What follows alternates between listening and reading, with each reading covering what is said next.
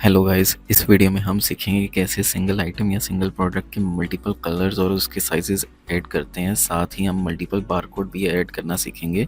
तो सबसे पहले हम सिनेरियो समझ लेते हैं कि सिंगल आइटम या सिंगल प्रोडक्ट के मल्टीपल कलर्स, साइजेस और उसके साथ बारकोड कितने बनेंगे।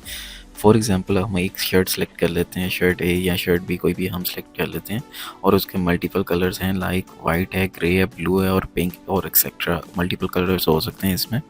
और इस कलर्स की शर्ट के आगे हम मल्टीपल साइजेस, लाइक कि अगर हम वाइट कलर को सिलेक्ट करते हैं तो वाइट कलर की शर्ट के अंदर 4 साइजेस हैं, लाइक स्मॉल है, मीडियम है, लार्ज है, एक्स्ट्रा लार्ज।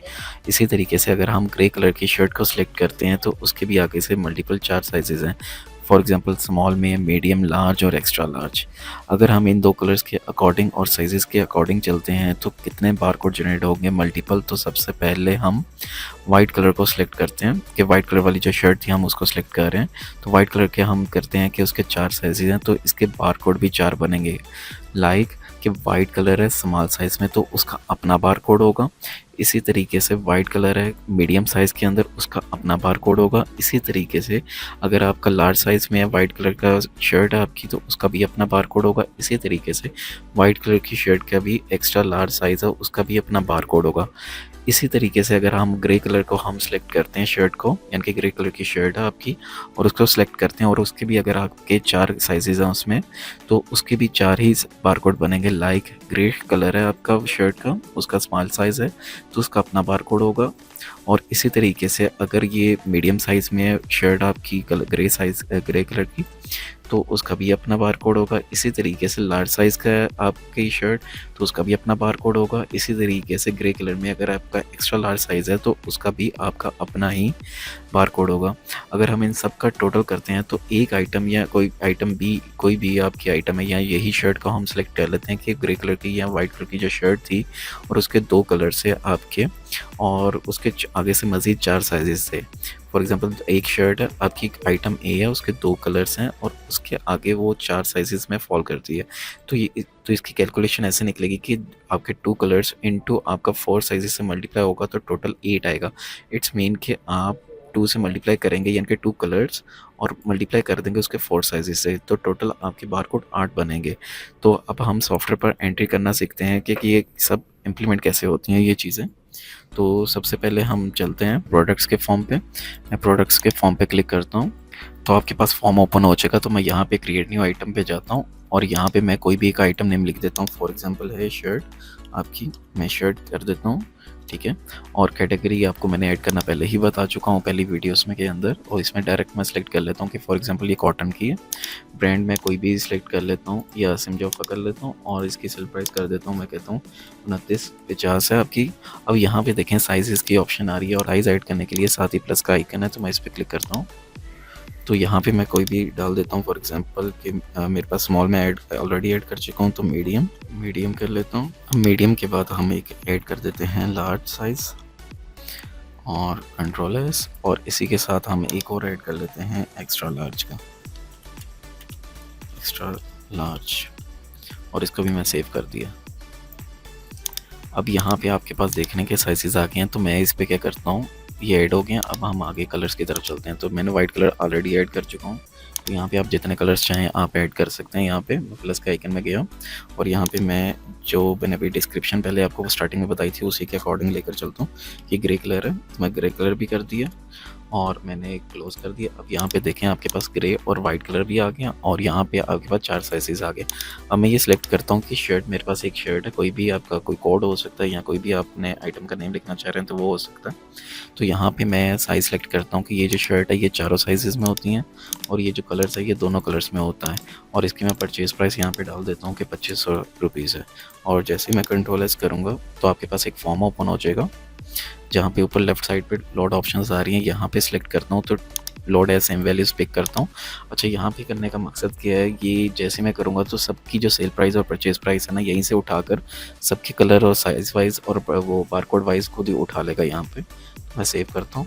सेव करने के बाद अब यहाँ पे आपके पास ऑप्शन आ रही है साइज़। अब मैं कहता हूँ कि ये चारों साइजेस में होता है यहाँ पे, और कलर्स भी मैं दोनों कलर्स में कहता हूँ। और यहाँ पे ये लोड का ऑप्शन आ रहा है, मैं सिंगल क्लिक करता हूँ तो आपके पास ये मल्टीपल बारकोड बना दिए और इसने टोटल 8 ही बनाए हैं, जो कि मैंने पहले स्टार्टिंग में आपको बताया था कि फॉर एग्जांपल अगर हम एक्स्ट्रा लार्ज में लेते हैं तो एक्स्ट्रा लार्ज में ग्रे में भी है और वाइट में भी है, तो इसकी अपनी प्राइसेस आ रही हैं और इसका आगे ये आपके पास बारकोड की अलग अलग से ऑप्शन आ रही है। अगर तो आप चाह रहे हैं कि सॉफ्टवेयर खुद से जनरेट करे तो डायरेक्ट आपने कंट्रोल एस कर देना, अदरवाइज़ आपने यहाँ पे मैनुअली कर देना है।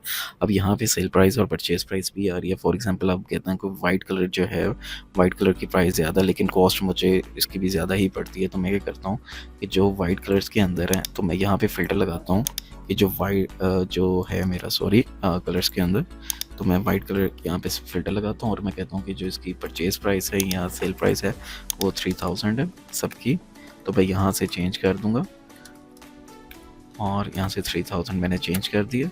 और मैं जब ये फ़िल्टर रिमूव करता हूँ तो यहाँ पे आपको बता रहा है कि अब जो मैंने वाइट कलर था उसकी मैंने कॉस्ट जो सेल प्राइस थी वो ज़्यादा कर दी और बाकियों की मैंने उसकी वही रहने दी जो कि बाय डिफ़ॉल्ट थी, जो कि मैंने एंटर की थी। अगर मैं बारकोड मैनुअली ऐड करना चाहूँ तो मैं मैनुअली भी ऐड कर सकता हूँ। अगर मैं चाह रहा हूँ कि सॉफ्टवेयर जनरेट कर दे तो डायरेक्ट मैं कंट्रोल एस, या अगर आपने पहले से ही बारकोड प्रिंटेड है और वो यहाँ पे करना चाह रहे हैं तो यहाँ पे आप क्लिक करके स्कैन करेंगे तो यहाँ पे आपके पास बारकोड पिक कर लेगा, यहाँ पे कोड आ जाएगा। तो मैं क्या करता हूँ, इसका बारकोड खुद से लिख देता हूँ, जैसे कि कर देता हूँ 7001, 7002, 7003, 7004, 7005, 7006, 7007, 7008। ये एंटर करने के बाद जैसे मैं कंट्रोल एस करूँगा तो ये हमारा डाटा पूरा सेव हो जाएगा। अब ये इम्प्लीमेंट कैसे होंगे कि किस तरीके से ये बारकोड पिक कर रहा है, तो अब हम चलेंगे यहाँ पे मैनी स्टॉक पे चले जाते हैं या फिर हम उस पे चले जाते हैं इनवॉइस के ऊपर। सिनेरियो तकरीबन सेम ही है हमारा। तो अब यहाँ पे देखें ऊपर बारकोड की ऑप्शन आ रही है। यहाँ तो अगर मैं मैनुअली चाहता हूँ तो मैं मैनुअली भी टाइप करके लिख सकता हूँ। फॉर एग्जांपल मैं ये शर्ट सेलेक्ट करता हूँ, मैनुअली करता हूँ पहले एंट्री में। अब ये देखें मेरे पास ये आ रहा है एक्स्ट्रा लार्ज आ रहा है, ग्रे कलर आ रहा है। मैं कह रहा हूँ कि जो इसका यहाँ पे स्टॉक ऐड कर रहा हूँ ये मैंने स्टॉक के अंदर। अब मैं फॉर एग्जांपल कहता हूँ कि स्मॉल के अंदर ग्रे कलर में मेरे पास 1 यूनिट है।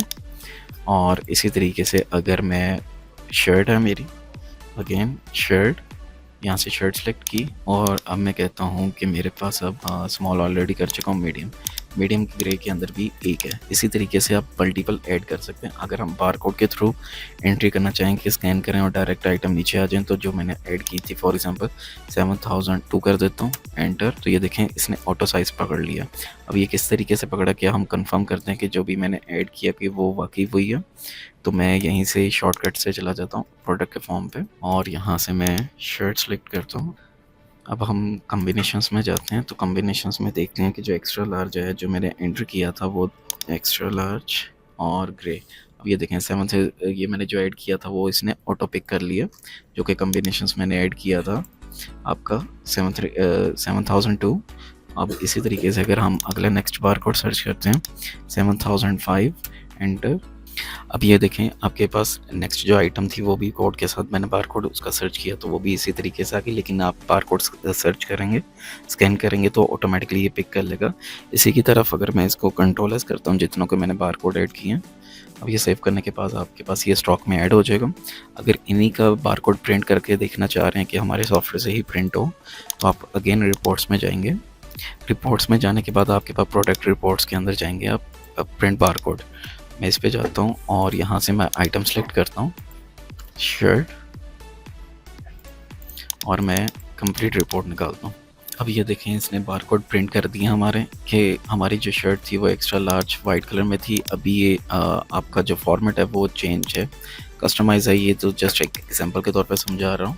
और यहाँ पे देखें जो चीज़ें मैंने ऐड की थी उसकी ये आपको बारकोड इसने प्रिंट करके दे दिया। अब ये प्रिंट करके आप इजीली इसको स्टिकर इसके पेस्ट कर सकते हैं।